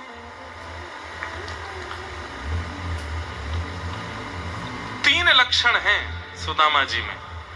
कोई अगर ठाकुर जी का सखा बनना चाहता है तो इन 3 बातों का ध्यान रखिए। कौन कौन सी 3 बात? सबसे पहला विरक्त इंद्रिय। अपनी इंद्रियों को आप केवल भगवत संबंधी वस्तु प्रदान कीजिए, यह विरक्त इंद्रिय का लक्षण है। मतलब हम बोल चुके हैं कथा में, जीव को रस चाहिए तो हम रस की खोज में दुकानें ढूंढते हैं कहां खाने जाएं। पर जीव को रस चाहिए तो किसी मंदिर में चले जाओ या किसी ऐसे स्थान पर जहां ठाकुर जी का भोग बनाओ, प्रसाद ही पवाओ। यश की याचना, रस की याचना जीव करे, आप उसको केवल भगवत रस दो। स्वर की याचना कान करे, भगवत कथा या भगवत संकीर्तन सुना। एक चीज आपने अनुभव की, मैंने तो की है, और मैं आजकल के युवाओं को भी देखता हूं, आप गाने सुनो, आप दुनिया भर के ढोल नगाड़े सुनो, आपके पैर थिरकेंगे, आपका शरीर थिरकेगा, लेकिन आप कीर्तन सुनो, शरीर स्तब्ध रहेगा, मन थिरकेगा, मन नृत्य करता है, हृदय झूम उठता है। हृदय का झूमना अच्छा है, हृदय का आनंदित होना अच्छा है तन से ज्यादा। तो अपनी इंद्रियों को केवल भगवत संबंधी वस्तुएं प्रदान करना, यह विरक्त इंद्रिय का लक्षण है। पहला लक्षण, ठाकुर जी का सखा बनना है तो विरक्त इंद्रिय बनो। दूसरी बात, ठाकुर जी का सखा यदि बनना है तो प्रशांत आत्मा, जितना हो सके कम बोलो, शांत रहो। एक बंधु एक बात कहें, थोड़ा एक नियम तो बनाइए मौन रहने का। हम आपको सही बता रहे हैं, 28 वर्ष की आयु में बहुत कुछ हमको केवल मौन रहने से मिल जाता है। मौन रहा कीजिए। शब्दों का, लीलाओं का, कई चीजों का चिंतन केवल मौन से प्राप्त होता है। हम कथा से जाते हैं, आप सब लोग खूब चिल्लाते हो, बोलते हो, जो भी ठाकुर जी का नाम बोलो, जय जय, नहीं रुक जा, लेकिन उस समय मौन रहता है। आज तो हमारे मौन सब खत्म हो गए, आज नहीं था। विश्राम दिन वैसे होता भी नहीं, लेकिन मौन का बहुत बड़ा प्रभाव है। जैसे आप फास्टिंग करते हैं शरीर की, तो आपका शरीर डिटॉक्स होता है। ऐसे जब आप फास्टिंग करते हैं बोलने की, तो आपकी जिह्वा डिटॉक्स होती है। आपकी जीभ उस स्वर को प्रकट करेगी जो स्वर सबके योग्य हो। इसलिए मौनमास्ताम, थोड़ा मौन रहना प्रारंभ कीजिए यदि आप साधक हो तो।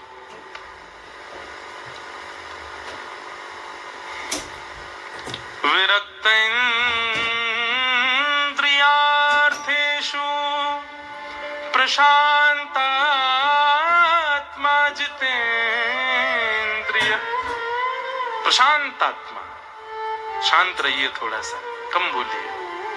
और तीसरा लक्षण है, इंद्रियों को जीतिए। देखिए, एक मेरी बात सुनिएगा,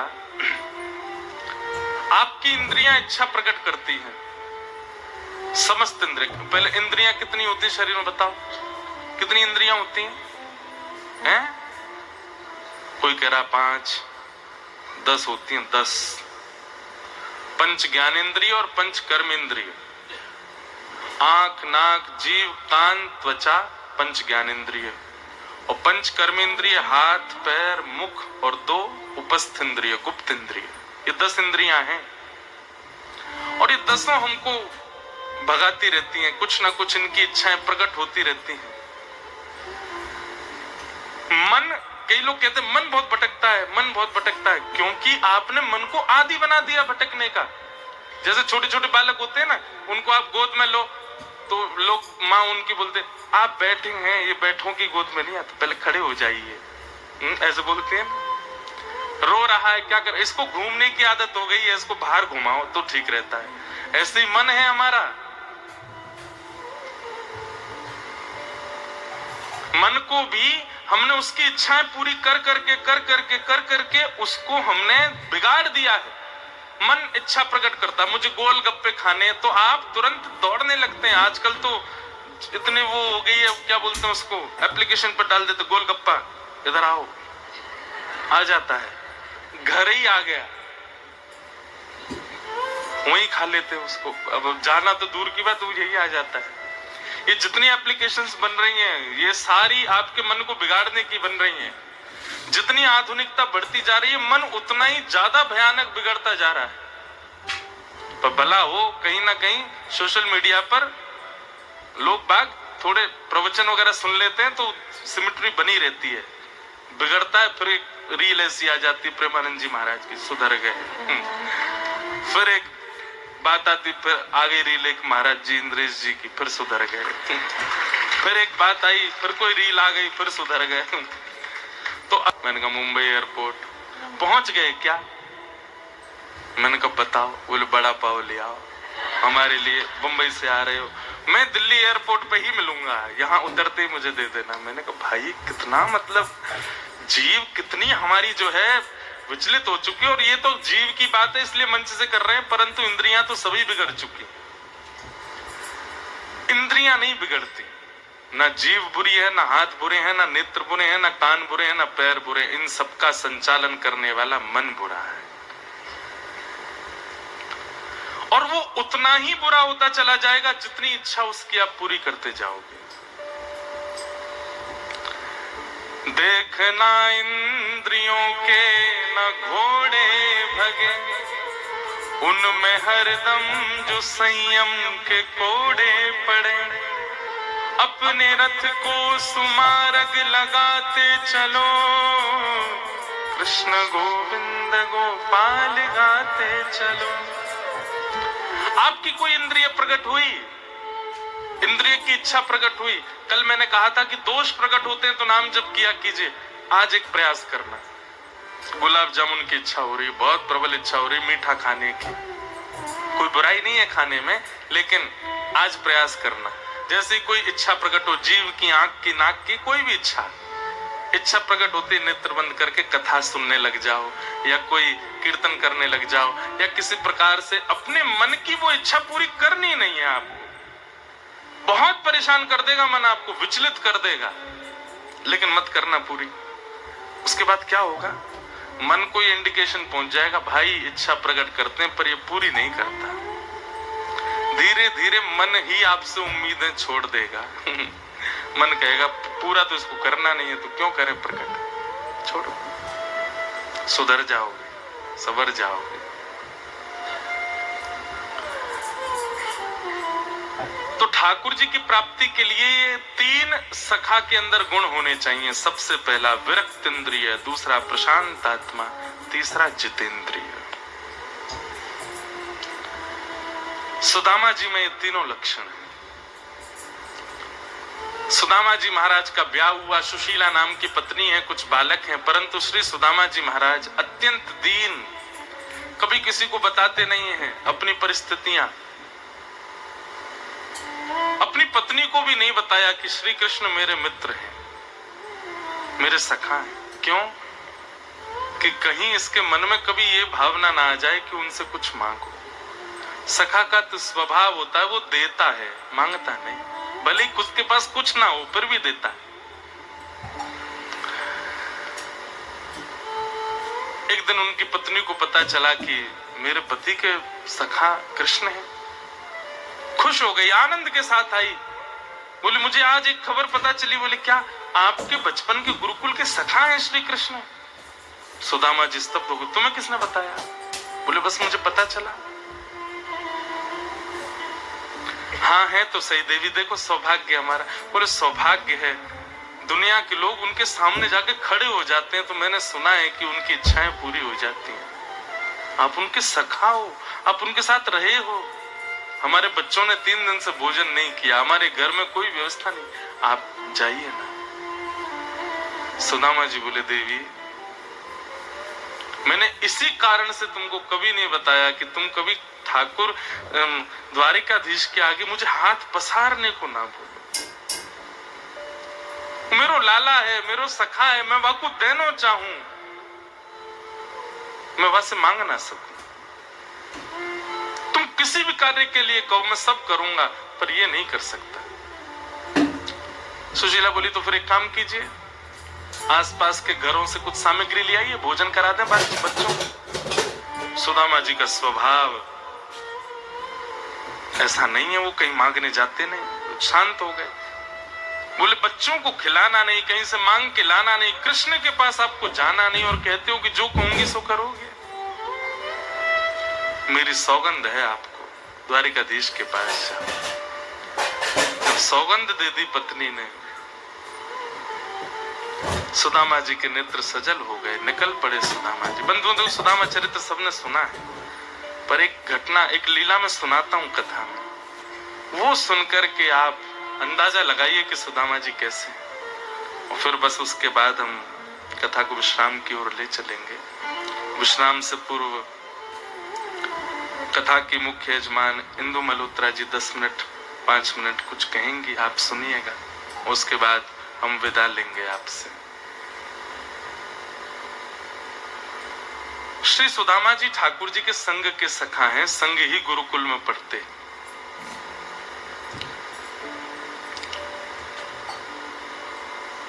आज गुरु माँ ने आज्ञा की, कृष्ण सुदामा दोनों वन में जाओ और वन से पुष्प, तुलसी और कुछ सामग्रियां हवन की लेकर के आओ। दोनों सुबह से ही नहा धो के तैयार हो गए, क्योंकि 1-2 बच्चों का नंबर आता था। आज कृष्ण सुदामा की बारी, बड़े प्रसन्न थे। 1 महीना बाद नंबर आया बाहर जाने का। स्नान करके धोती आदि पहन करके दोनों बिल्कुल तैयार। उसी समय भृगु ऋषि का आश्रम में आगमन हुआ और गुरु माँ के सामने कमंडल आगे कर दिया और कहा, माते भिक्षाम देही, भिक्षा प्रदान कीजिए।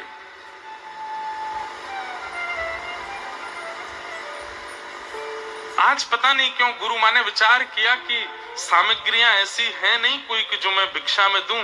हैं, एक सामग्री है, कुछ चने हैं, परंतु वो दोनों मैंने पोटलियां बना करके कृष्ण सुदामा के लिए रखी हैं। आज दोनों 1 महीना से रो रहे थे, हमको वन जाने दो, वन जाने दो। आज जा रहे हैं, उनके लिए मैंने रखी है। ये तो ऋषि हैं, यहाँ नहीं मिलेगा तो कहीं और भिक्षा मिल जाएगी इनको। पर वो बाकी की सारी सामग्रियां देने योग्य नहीं है इनको, और वो चने जो है वो मैं देना नहीं चाहती, वो तो बालकों के हैं। तो गुरु माँ ने, महाराज जी आज कोई सामग्री ऐसी विशेष है नहीं, आप कहीं और अपना प्रबंध करा लें, क्षमा करें। भृगु ऋषि वो तो भयंकर क्रोधी हैं, उनको तो मना करना ही बहुत बड़ी बात है। निकल गए, लेकिन मन में सोचने लगे, इतने बड़े गुरुकुल में एक ऋषि को देने के लिए कोई सामग्री नहीं है। दिव्य दृष्टि से जैसे ही देखा तो कुछ चने दिखाई दिए। भृगु ऋषि बोले, एक ऋषि का अपमान, और जानते हुए भी कि मैं भृगु हूं, मेरे आगे नारायण भी थरथर कांपते हैं। ठीक है,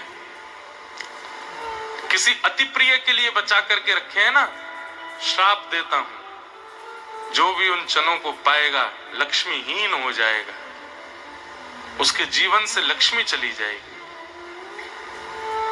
और ऐसा श्राप देकर के ऋषि चले गए। जिस स्थान पर वे श्राप दे रहे थे, वहीं पास ही एक झाड़ी के पीछे तुलसी जी का पौधा था, वहीं जल आदि दे रहे थे, संध्या वंदन कर रहे थे श्री सुदामा जी। और सुदामा जी ने किंचित वह स्वर सुन लिया था कि शापित हैं चने, जो खाएगा वो दरिद्र हो जाएगा, वो लक्ष्मीहीन हो जाएगा। तुरंत अपनी संध्या वहीं छोड़ करके दौड़े और दौड़ करके जाके बोले, माँ मैं और कृष्ण आज वन में जाएंगे, हमारे लिए कुछ कुछ है सामग्री पाने को? हाँ, 2 चोने की पोटली। तो तुम्हें पता नहीं है किससे बचा करके मैंने रखी है? ये तेरी है और ये कृष्ण की, तुम अपनी लो और ये मैं कृष्ण को दे दूंगी। सुदामा जी बोले, मुझे ये दे दो, मैं रख लूंगा अपने पास, में दे दूंगा भाई।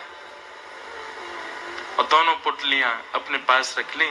दोनों जैसी निकले तो गुरु माँ ने संकेत कर दिया, कन्हैया तुम्हारे भोजन की सामग्री मैंने सुदामा को दी है। ठाकुर जी बोले, हे सुदामा अभी दे। बोले, कहीं जा थोड़ी रही है, संग पालेंगे, चलते हैं ना वन में। दोनों वन में गए। सुदामा जी केवल अवसर की खोज में है, कहीं फेंक देंगे तो कहीं अंकुरित ना हो जाए, कोई और खा ले, या किसी भी प्रकार से ये लक्ष्मीहीन का शाप पूरे विश्व में फैल जाएगा अगर फेंक भी दिए तो। कृष्ण को मैं खाने नहीं दूंगा। अवसर मिला, वर्षा होने लगी, तभी एक विशाल वृक्ष था। ठाकुर जी चढ़ने में निपुण कम है और वर्षा में तो और नहीं चढ़ पाते वृक्ष पर। सुदामा जी महाराज दौड़ करके गए, उस वृक्ष के ऊपर चढ़ गए। ठाकुर जी बार बार चढ़े फिसल जाएं। सुदामा जी में दोनों पोटली खोली और धीमे धीमे करके चने पाने लगे। ठाकुर जी देख रहे हैं, सुदामा ने रुक जा, अरे मोह तो आंधे, संग में बैठ के पाएंगे, अरे मान जा, अभी मत खावे। सुदामा जी के नेत्रों से अश्रुपात होते जा रहे हैं और एक एक चना पाते हुए मानो सुदामा जी कह रहे हैं, मेरो लाला कभी अप्रसन्न नहीं हो, मेरो लाला सदैव सुखी रहे, मेरे लाला के जीवन में कोई संकट नहीं आवे, मेरे लाला के पुत्र पौत्र सबके जीवन में लक्ष्मी आ जाए। जब तक ठाकुर जी ऊपर पहुंचे, अंतिम चना का दाना वह भी पा लिया, ठाकुर जी को हृदय में भर लियो। ठाकुर जी दूर करने लगे, अरे सुदामा तू ऐसा नीत लोए, तो बार बार मना कर रहा मत पावे, लेकिन मानो नहीं, पा गयो सबरो। ये स्वभाव तो तेरो पहले कभी देखो ना मैंने, ऐसा कैसा स्वभाव तेरो, दूसरे के अधिकार की वस्तु ने खा जाए। सुदामा जी रो रहे हैं, बोले ना लाला, बस तेरी प्रसन्नता के, मेरी प्रसन्नता, मैं भूखो सुबह ते एक दानो नहीं पाया मैंने, और तू मेरे अधिकार को पाके यूं कह रहा मेरी प्रसन्नता। ठाकुर जी रूठ के चले गए। सुदामा जी मनी मन सोचने लगे, हे विधाता, मेरे अधिकार में जो लक्ष्मी आने वाली है वो भी मेरे कन्हैया को मिल जाए। मेरो लाला कभी मुझे उदास है जाए, ठीक है, एक ते उदास रहेगो, लेकिन सदा सुखी रहे। 2-4 दिन ठाकुर जी ने बात नहीं करी, फिर सुदामा जी ने मना लिया ठाकुर जी को। लेकिन आज द्वारिकाधीश यदि सोने की नगरी में बैठते हैं, वे परब्रह्म है, वे परमात्मा है, उसके पीछे कोई संशय नहीं है। पर ठाकुर जी के समान सारा यश वैभव पूरे यदुवंशियों को प्राप्त हुआ है। ये सुदामा जी की देन है यदुवंशियों को, ये सुदामा जी की भेंट है अपने सखा को। सुदामा जी के घर में वर्षा हो जाए तो कमर तक जल भर जाता है, भोजन पाने के लिए बालकों के पास सामग्री नहीं है, ये सब भेंट कर चुके हैं अपने सखा को। ऐसे सखा हैं श्री सुदामा जी महाराज। ठाकुर जी के पास पहुंचे, भगवान ने खूब स्वागत सत्कार किया, कुछ नहीं मांगा। एक पोटली चने की दे दी थी पत्नी ने कि मित्र के यहाँ खाली हाथ नहीं जाते। ठाकुर सुदामा जी उसको भी छुपाए बैठे थे, इतने बड़े बड़े घराने की राजकुमारियां, इनके सामने फटा हुआ पोटला दिखाऊंगा मैं? पर ठाकुर जी ने पूछ लिया, भाभी ने मेरे लिए क्या भेजा? सुदामा जी कुछ नहीं, ऐसा तो हो ही नहीं सकता, भाभी खाली हाथ नहीं भेजेंगी, बताओ क्या भेजा? नहीं दिया तो फिर ठाकुर जी ने ही भुजा के बगल से पोटली ले ली, खोल करके देखे तो भिन्न भिन्न प्रकार के चावल, वो भी एक मुट्ठी चावल। ठाकुर जी रूखे चावल ही पाने लगे। सुदामा जी के नेत्र सजल है गए, लाला तू को कष्ट देवे नहीं आया हूं मैं, ये कहा कर रहा है तू? भगवान बोले, हम जो कर रहे हैं सत्य कर रहे हैं, अच्छा कर रहे हैं, आप हमें मत टोकिए। ठाकुर जी ने इंद्र की संपदा, ब्रह्म की संपदा, एवं तीनों लोकों की संपदा भी फीकी हो जाए जिसके आगे, ऐसा ऐसा राज्य प्रदान किया श्री सुदामा जी को। सुदामा जी महाराज वापस लौट करके गए, देखा तो पूरा नगर बदल चुका था। द्वारपालों से पूछने लगे, मेरी कुटिया थी कहाँ गई? बोले हमें तो ये बना बनाया मिला जब हम आए हैं कार्य पर। सब योजनाओं के बाद जब पता चला कि सब भगवान की कृपा है, सुदामा जी बोले, लाला मैंने तोते कछु मांगो जो तेने इतनों कछु दे दियो। ठाकुर जी बोले, मांग व्यवहारे ने तो तुच्छ ही मिले, और जो कछु ना मांगे उनको सब कछु मिले, उनको तो मैं खुद को प्रदान करता हूं। सुदामा जी, ये संपत्ति नहीं दी है मैंने आपको, ये मैंने खुद को दिया है आपको, इसे स्वीकार करो। और इस प्रकार श्री सुदामा जी पर भगवान की कृपा हुई। बोलो भक्त वत्सल भगवान की। आगे बंधुओं, भगवान के संपूर्ण यदुवंश को संतों का श्राप लगा। क्यों? भगवान कहते हैं, भाई रूप, यौवन, संपत्ति और बहुत सम्मान, ये चार, अगर इन चारों में से एक भी किसी के जीवन में आ जाए, क्या क्या? रूप, यौवन, संपत्ति और बहुत सम्मान, ये चारों में से एक भी यदि किसी के जीवन में आ गया और इन चारों के साथ में सत्संग जीवन में नहीं आया, उस व्यक्ति का पतन निश्चित हो जाएगा। कोई रूपवान है, बहुत सुंदर है, लेकिन सत्संग नहीं है जीवन में, एक दिन रूप गर्विष्ठ हो जाएगा, अपने रूप के अहंकार के कारण ही नाश का कारण बनेगा। सुंदर युवा अवस्था है लेकिन सत्संग जीवन में नहीं है तो भटक सकता है। बहुत संपत्ति है लेकिन सत्संग नहीं है, उसका नाश संभव है।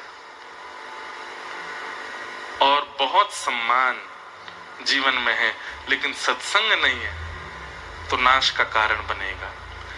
भगवान ने अपने पुत्रों को और पूरे यदुवंशियों को बैठा कहा, भाई ये चारों चीजें हैं तुम्हारे पास, रूपवान भी हो, यौवन भी हो, संपत्तिवान भी हो, खूब सम्मान भी होता तुम्हारा, लेकिन सत्संग नहीं करते हो तुम लोग। एक खड़ा होकर के बोला, जब हमारे परमात्मा श्री कृष्ण ही हमारे भाई हैं, हमारे सखा हैं, हमारे चाचा हैं, हमारे ताऊ हैं, हमारे दादा हैं, सत्संग तो वो करते हैं जिनको भगवत प्राप्ति करनी हो, हमारे तो आप हो ही संबंधी, हमें क्या आवश्यकता सत्संग की। ठाकुर जी बोले, ये तुम्हारा गलत विचार है कि सत्संग से केवल परमात्मा मिलता है। नहीं, सत्संग से परमात्मा नहीं मिलता, सत्संग सुनने वाला ही परमात्मा बन जाता है। परमात्मा मतलब क्या होता है? कोई इष्ट, कोई आप चतुर्भुज वाले नहीं हो जाओगे सत्संग सुनने से। सत्संग सुनने से क्या होगा? परमात्मा मतलब आत्मा परम शुद्ध जिसकी है उसको परमात्मा कहते हैं। हम लोग शुद्ध हैं, हमारी विचारधारा, हमारी सोच, हमारी क्रिया सब अशुद्ध है। भगवान कहते हैं परमात्मा की प्राप्ति मतलब अत्यंत शुद्ध अवस्था की प्राप्ति। क्या करना है क्या नहीं करना, निर्णयात्मिका बुद्धि प्राप्त होती है सत्संग से। ये गलत मत सोचा कीजिए केवल परमात्मा मिलते हैं। और जिसके पास निर्णयात्मिका बुद्धि है, जिसकी आत्मा परम शुद्ध हो चुकी है, परमात्मा उससे मिलने आते हैं। पर सत्संग का यही उद्देश्य नहीं है। यदुवंशी अपने सिर खुजाने लगे, ये तो ऐसे ही बोलते हैं, इससे क्या होता है, हमें क्या करना है सत्संग, हमें कोई जरूरत थोड़ी है। भगवान बोले, यही नाश का कारण बनेगा तुम्हारा। वही हुआ। एक दिन कुछ संतों की टोली द्वारिका आई, आकर के सब लोग बैठे थे समुद्र के तट पर, तो भगवान के पुत्र वहां खेल रहे थे। ठाकुर जी ने, सब पुत्रों ने विचार के, देख देख देख देख महात्मा आए हैं जिनकी पिताजी पूरे दिन प्रशंसा करते रहते हैं इन्हीं की, चल एक लीला करते हैं। क्या? भगवान के पुत्र शाम्ब को साड़ी पहना दी और साड़ी पहना के पेट पर पोटला बांध दिया और बोले घूंघट कर ले, और शाम्ब ने घूंघट कर लिया और सब उसको लेके गए। महाराज जी, तो सब संत, अरे अरे आप सब तो द्वारिकाधीश के पुत्र हैं, सबको प्रणाम। सब संत प्रणाम किए। कैसे आगमन? अरे नई नवेली बहू आई है। बोले हाँ नई नवेली बहू आई है, गर्व से है। अब इसकी बड़ी इच्छा थी जानने की, बताइए पुत्र होगा कि पुत्री? संत जन बोले ये व्यवहार ठाकुर जी के पुत्रों का लग नहीं रहा है, लेकिन फिर भी अपनी दिव्य दृष्टि से जैसे ही देखा, ताम्र वर्ण हो गया सब संतों का, नेत्र लाल पड़ गए क्रोध के कारण। बोले हमारी परीक्षा ले रहे हैं? बोले भगवान के पुत्र शाम्ब को साड़ी पहना करके लाए हो। सब पुत्र ताली बजाने लगे, हाँ अरे नहीं नहीं नहीं, आप सब तो सब जानते ही हैं। बोले इतना नहीं, आप हमारी परीक्षा लेने के लिए यहां आए हैं। इसके पेट से एक लोह का पिंड गिरेगा और उसी से तुम्हारे संपूर्ण यदुवंश का नाश होगा। साड़ी खोल करके देखा तो एक लोह पिंड रखा था। लेकर के सारे बालक घबराते हुए भागे। द्वारिका के राजा उग्रसेन के पास जाकर के बोले ऐसा ऐसा हुआ। उग्रसेन बोले मैं तुम्हें कब तक बचाता रहूं ठाकुर जी से, तुम्हारे सारे क्रियाकलापों पर पानी फेरता रहता हूं मैं, ये क्या, ये अब ये इससे कैसे? बोले आप ही निदान कीजिए इसका, कह रहे हैं इससे हमारा यदुवंश नष्ट होगा। और सब बालकों ने मिलकर घिस करके उसको समुद्र में पीस करके फेंक दिया। लेकिन समुद्र की लहरों के कारण वो किनारे पर ही एर का विषैली घास बन गया। एक दिन यदुवंशी, अब सब आनंद में थे, अब तो हमारे नाश का कारण भी हमने समुद्र में फेंक दिया। यही होता है, अतीत में यदि कुछ आएगा दिमाग में तो आपका दिमाग, देखिए वो क्रियाशील कब होता है, वो विचारशील कब होता है, तो थोड़ी अपूर्णता हो बुद्धि में। वो परिपूर्ण हो जाता है ना तो आपका दिमाग विचार करना बंद कर देता है। किसी भी स्थिति में देखो, आप जितना सोचते थे उससे अधिक धन मिल जाएगा तो आप क्या करोगे? आप आलसी हो जाओगे। अब क्या करना, अब तो मिल ही गया, अब तो हो ही गया। आपके आलस्य का कारण बनता है परिपूर्णता, और वही बन गया है यदुवंशियों का। एक दिन किसी कारण से थोड़ी सी नोक झोंक ही विशाल युद्ध में परिवर्तित हो गई।